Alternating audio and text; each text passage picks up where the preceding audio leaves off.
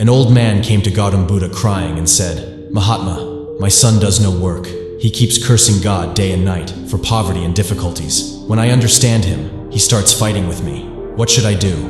The story begins when Gautam Buddha reached a beautiful village after traveling a long distance with his disciples. Gautam Buddha decided to stay in the same village for a few days. The news of Gautam Buddha's arrival spread like wildfire in the village, and within a short time, people gathered around Buddha. People started coming there with many types of problems. Then an old man came to Gautam Buddha crying and said, "Mahatma, my son does not do any work. He keeps cursing God day and night for poverty and difficulties. When I understand him, he starts arguing with me, and the atmosphere of the house gets spoiled.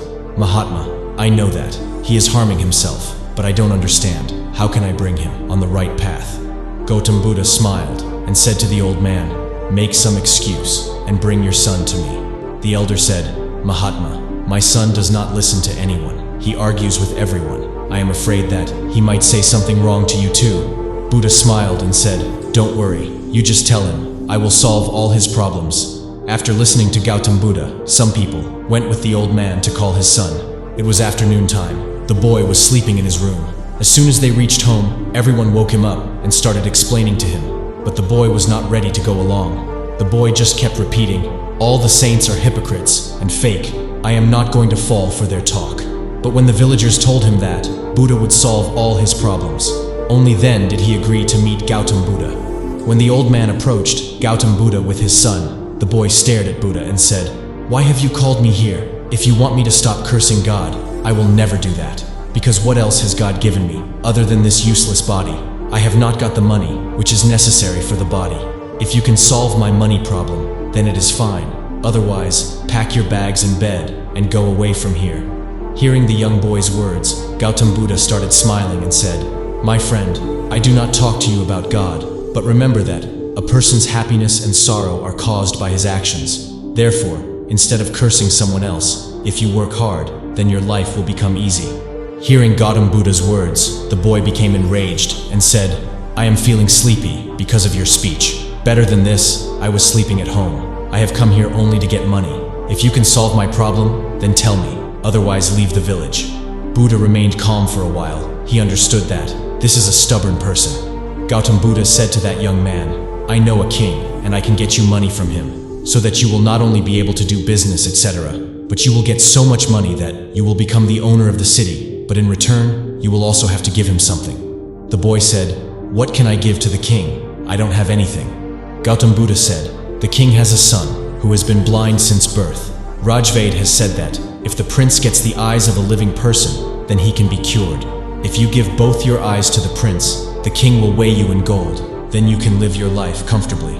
On hearing this, out of fear, the boy put his hands on his eyes and said loudly, "What are you saying? How can anyone give his eyes while he is alive? No matter how much money someone gives, I cannot give my eyes." Gautam Buddha said, "No problem. If not two, then just give me one eye. Still, I will get you gold coins equal to your weight." The boy again said angrily, "What kind of things are you saying? No matter how many gold coins I get, I can't give away even one of my eyes. My eyes are priceless. You stop saying this. I don't want to sell my eyes at any cost." Hearing the words of the boy, Gautam Buddha said, "My dear friend, just some time ago, you were cursing and calling your body useless, and now you are saying that your eyes are priceless. Eyes are a small part of your body. If your eyes are precious, then how can your body be worthless? If your body seems precious to you, then what is the value of your intelligence? If all these are precious, then so is the life force that is keeping you alive. What is its price?" Hearing Gautam Buddha's words, the boy had tears in his eyes. He fell at the feet of the Buddha and started crying, and then said, "I have tried many times, but I am unable to do anything. That is why I have become so frustrated and bitter."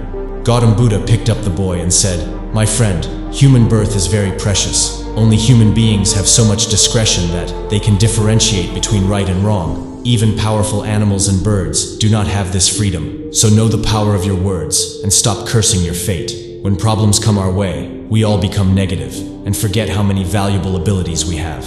Gautam Buddha says, "Our words have the power to create and destroy. When words are filled with truth and kindness, they change the world."